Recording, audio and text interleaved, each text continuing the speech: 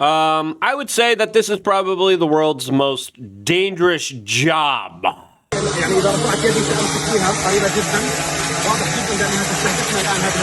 Yeah, being a journalist in Gaza, especially everything that just happened at the last remaining Palestinian hospital that was just bombed and double tapped again, is pretty much the world's most dangerous job. As now, CBC.ca is reporting how, quote, Israel is killing journalists and getting away with it, says Advocate. Says this latest story of what just transpired is absolutely wild, bewildering, and pretty absurd. As Alex Jones has some directed criticism against Bibi Netanyahu that was just interviewed by the Patrick Bet-David podcast in a very uncritical way, leaving a lot of people questioning what was the point of that particular interview. This, as even yesterday's events, and now a full-on investigation into Wikipedia is grabbing the nation's attention, as well as the future of Gaza, which will soon be determined by the guy who had sleepovers with Bibi Netanyahu when he was a child. So yeah, there's that. If you appreciate these type of conversations that get down to the bottom of these issues in the most honest and fair way that I could get to the bottom of them, subscribe, click the notification button, because talking about these issues is not easy. It's very complicated, it's very controversial, and then a lot of people just are very emotionally involved here. Try to take your emotions away from this, and let's discuss the facts here about what is happening here. As of course, it's only been a few hours since Israel double-tapped and decided to strike a Gaza hospital that has them explaining it in very weird and bizarre ways. That attack killed 5 Palestinian journalists, along with 15 other medics and civilians, as the explanation put forward by the Israeli Defense Ministry is bewildering, as they claim that there was a, quote, camera positioned by Hamas there. First they said it was a tank shell, and everything is just pointing to an absolute lie here. Why would you lie? As the video of this incident was absolutely heinous. And I saw this video. It's all over social media. It's all over Twitter. And it really shows you the true reality of this warfare, the stark nature of it, especially when it comes to the locking down of this territory and the sinisterness of all of this, which truly cannot be understated here. As the FBI director just issued some comments about yesterday's major event that happened at a Catholic school in Minneapolis, as he says that the subject left multiple anti-Catholic, anti-religious references, both in his manifesto and written on his tools that he used. Subject, quote, expressed hatred and violence towards Jays, writing, quote, free Palestine, and using explicit language. He also wrote that he was funded by BlackRock. It looks like he was just trolling. It's hard to really make an understatement of this. Some people are just making it just about the Jays, and I'm like, the guy's actions speak for themselves here. As Tucker Carlson just came out and retweeted this post from the Jewish Policy Center, as they said, quote, important to understand, if Gaza Christians believe Israel will not conduct its war in Gaza City, they are mistaken. They have implanted themselves in a battlefield.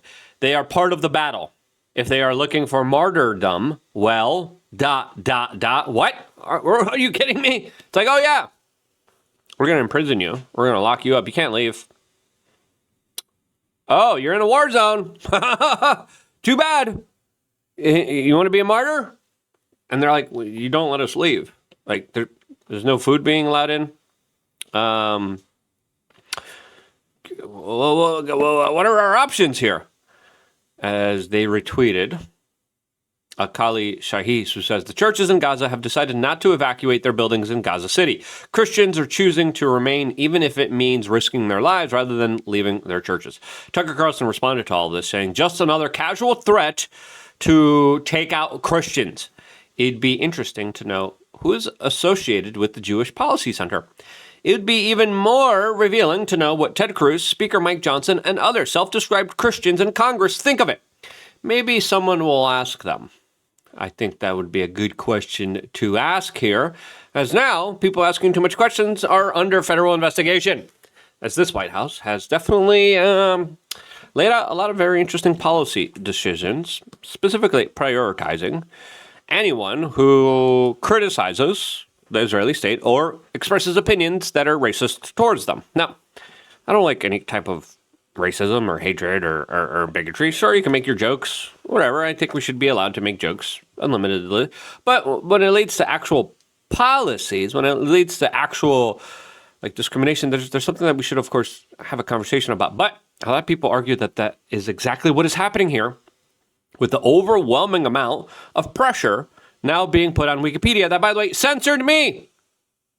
Wikipedia, in their own internal documents that were released, talked about, hey, when Lukerdowski, We Are Change make news, even when they interview mainline politicians, don't mention them.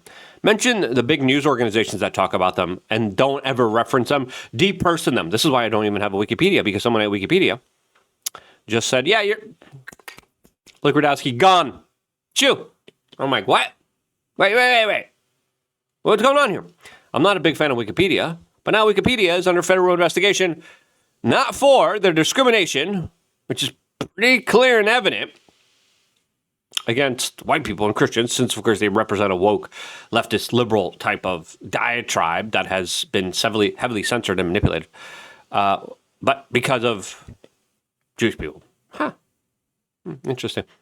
Before getting into that, and before getting into Alex Jones and everything he said, as he came out with a very big bombastic declaration of Bibi, as Bibi's doing the podcast circles with some very interesting characters that haven't really, in my opinion, done their journalistic integrity. Before talking about that, we have a lot of integrity. You know why? Because we're supported by you. We're supported by you investigating and doing your own research on health supplements that we have available to you on wearechange.shop. One of the greatest ones, you scroll down here, Common Sense Creatine. It is awesome. It is great. I love it. I cannot get enough of it. As, of course, it's been shown that low creatine levels in the prefrontal cortex is associated with, quote, depression. Creatine is one of the most researched supplements in the world, and their benefits are far beyond just lifting weights. As, of course, creatine is stored in your muscles, in your brain. It's like an energy reserve for your body that they could tap into when it needs power quickly. For the body, it increases strength and performance, supports muscle recovery, helps prevent muscle loss with aging, improves hydration inside muscle cells. For the brain, it enhances memory and cognition, reduces mental fatigue, may protect against neurological decline, supports brain energy metabolism. Over 600 studies are showing how it may slow aging, and I absolutely love it. Many huge benefits when it comes to mood, when it comes to bone health, when it comes to brain injuries, when it comes to stress, when it comes to sleep. Listen, this is the real deal. We don't get it from China. We get it from Germany. And we get the best stuff on the market. 2-month supply, $53. Get 10% off. We only have 238 of them left. We should probably restock soon, because last time people who buy this love this because they're actually able to see the results. I'm able to see the results here. I give this to my loved ones. I give this to my friends. I give this to almost everyone in my life that I care about. We are change.shop. Get it while supplies last. Now let's get back to this. As Glenn Greenwald writes, I'm relieved. It had been 3 days since U.S. Congress took action for Israel, saying, quote, this neglect ended yesterday when the House Oversight Committee demanded Wikipedia turn over identifying info for users who may be spreading anti-Israeli content based on a report from the ADL. Quote, the committee tries to justify itself by pretending to investigate foreign states, but the vast bulk of the letter and the demands focus on doxing the identity of the user spreading content critical of Israel or anti-Semitic views, as the ADL defines it. And of course, very loose definition there, as now we're hearing from Mr. Dominique Michael Trippi that Wikipedia is reportedly being pressured to, quote, remove early life sections after the ADL refers to it as, quote, coded hate. What? What? That has been weaponized to, quote, promote bigotry. What? What? That, huh? How is that? And again, there's a lot of anti-white nonsense. There's a lot of woke liberal nonsense on Wikipedia. Their censorship of me predominantly came to try to deplatform me, to try to make sure that when I was rising as an independent media person, that no one would be able to look me up. No one would be able to find me. No one would be able to find my work. And for many years, you used to look me up, and all you would get is this like video of me with a fake nozzle saying, I'm a J. That's it. And I'm like, that's literally. And then you would Google search me, and you're like, oh, who is he? Oh, it's a conspiracy theorist. Go home. No Wikipedia. Wikipedia specifically went out of their way to deplatform me, and still do. Why? They never justified their decision. They just said, oh, there's bad conspiracy theorists. What? Like all of our reporting is literally mainstream articles with context provided to you with my research for over 21 plus years. I've been reading books. I've been living through history. I've been documenting history. I've literally been sitting here reading articles from the mainstream media, connecting the dots, being like, hey, no, censor him. So am I going to cry for Wikipedia? No. Is it unfair what's happening right now? Yes, because this is only the beginning of a larger push to try to destroy, debank, deplatform, demonetize, and destroy anyone who doesn't acquiesce with the Israeli foreign government that clearly is directing the American government to act on their behalf, in my personal opinion. Now, again, look at their kind of grooming gang coverage. Right? They talked about, oh, it's a moral panic in the United Kingdom. It's just crazy right-wingers and right-wing activists that are just, it's nothing to see here. What? Moral panic? No, this has actually happened. This actually went on. The British police actually even released specific statements saying, hey, yeah, we didn't want to offend people. Yeah, what? As now, listen, Jared Kushner, Donald Trump's son-in-law, who in the beginning wasn't a part of the Trump administration, now part of the Trump administration, has just joined Donald Trump and former war criminal, former British Prime Minister, war criminal, Tony Blair, at a policy meeting at the Gaza war today. This is like meeting with George W. Bush here. Now, Axios is saying that Jared Kushner and Tony Blair, who met with Donald Trump, are there discussing the, quote, day after plans. What's the day after plans? Well, the Israeli government plans on invading, occupying, kicking everyone out, and then taking over the territory while, of course, sending them over to the United States as refugees. And there's been a big push by the corporate media being like, no, yeah, it's great. Go take them. Go take the refugees, yeah. It's not like there was ever problems with them in Jordan and in Lebanon and in Egypt historically whenever they got kicked out of their own land and territory. It's not like there was upheaval. It's not like there was instability associated with this. Don't talk about that. As right now, these individuals, listen, Jared Kushner and Tony Blair deciding the future of Gaza. They're talking about artificial islands, special economic zones, and of course displacing people from their homes and territories that the Israeli government has bombed extensively. Now listen, I'm just kind of triggered by this because there's so much disinformation, so much lies. As again, Israeli President Benjamin Netanyahu visited and slept in Kushner's room when he was 17 years old. Jared Kushner is the guy who now is advising Trump on his Middle East policy between Israel and Arab nations. A lot of people are saying there's a big conflict of interest here. As Alex Jones decided to do a, quote, global exclusive and declared how Benjamin Netanyahu has been the, quote, confirmed leader and top funder of Hamas and ISIS. This is what he had to say. The gaslighting of Netanyahu now has just reached new proportions. And of course, I'm talking about blowing up the last major hospital in Gaza, full of journalists, and I mean, AP, you name it, and full of admitted doctors and aid workers with international monitors from the UN in there, so that there was no Hezbollah, no Hamas. Hezbollah's been funding it. There was nothing there.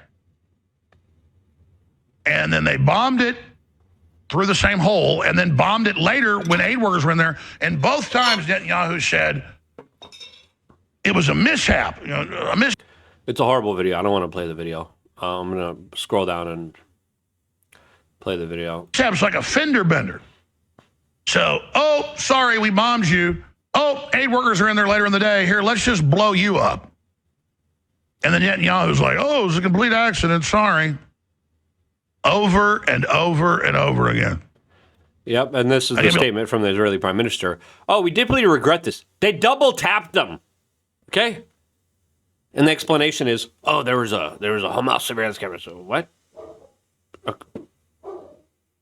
What?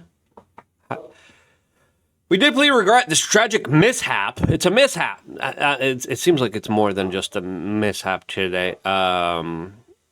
They took the lives, and they continue to take the lives of major journalists there. That's a big issue. Going after journalists, medical staff. I mean, you look at all the children that are dealing with major malnutrition, and people are like, oh, no. They were dealing with other medical conditions before. They were pretty much from you bombing them and then using an embargo and locking them in.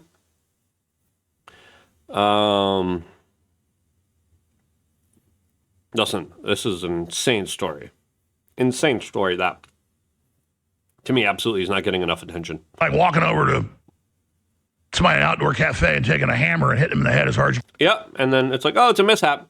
And then you do it again. That's what Alex did as an analogy here. As, of course, Bibi is now doing the podcast circle. Yeah, he just did the Nelk Boys. They really questioned him really hard about Burger King and McDonald's. Those are really hard questions as he's on the podcast circle. And then he also did a podcast with Patrick Bet-David, who asked him if he has enough money and missiles. Literally. Like, there's a huge, major scandal going on with the bombing of a hospital. And then he's like, those Iranians, those pesky Abdullahs wearing flip-flops. And, of course, they have there's a kind of ethnic background to Patrick Bet-David related to this and his kind of hatred for the current kind of Iranian regimes. And it's like, oh, the evil Iranian regime. Like, you could have asked him. And this was a very telling moment a few years ago on Piers Morgan where Patrick Bet-David was talking about stop spending money on foreign governments and their wars. And then Piers Morgan was like, what about Israel? He's like, well, that's different. And again, they're trying to save face here. But in reality, there's a lot of things that should have been asked. A lot of things that should have been pressed. Listen, a lot of these podcast circles, they're just not doing a good job, in my personal opinion. And they're letting a lot of people down. And it's disappointing because we're supposed to be better than the corporate media. But I would even argue, listen, the corporate media probably would have been asking more of serious questions than are being asked by the independent media. Now this kind of Wikipedia thing, this type of crazy story of Tom Alexandrovich, head of the Israeli National Cyber Directorate, who allegedly is below Bibi Netanyahu, who was able to go home, as we're getting reports that the Trump administration facilitated his return to Israel as he was trying to procure small children to do inappropriate things with.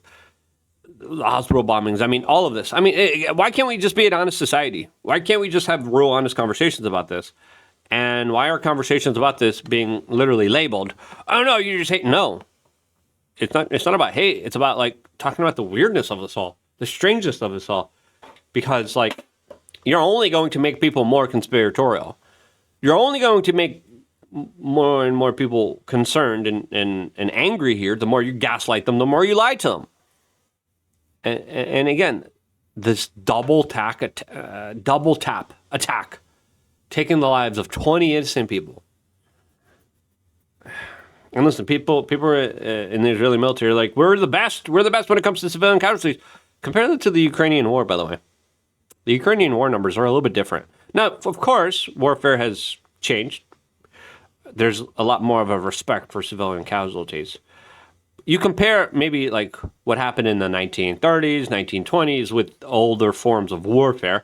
Yeah, there's going to be innocent civilians that were targeted, and yeah, this is better. But is it? Especially with all these atrocities, especially with people reporting on it, being targeted and taken out here. I mean, just imagine just trying to do your job here. And again, oh, it was a Hamas camera. You have to kill 20 people for a camera? You have to take out a Hamas camera? And again, all that information is like, all the people are like, well, hidden Hamas surveillance camera. No, it looks like it was just a camera from a Reuters journalist that was there doing a television shot. That just doesn't make sense. It doesn't add up here. And again, it's just crazy to know that the people providing us insight are the ones most targeted. Because why? There's going to be some major events. And they want to, in my opinion, they want to take out all the people who are going to report on it. And that to me is crazy. Because the situation there is going to get a lot crazier. So yeah, I love you guys. Stay tuned for more. Thank you so much for everyone remaining sane and upping their creatine levels. I want to be here frozen for you guys doing that. I love you guys. Beautiful and amazing human beings. Stay tuned for more. All here exclusively on youtube.com/wearechange.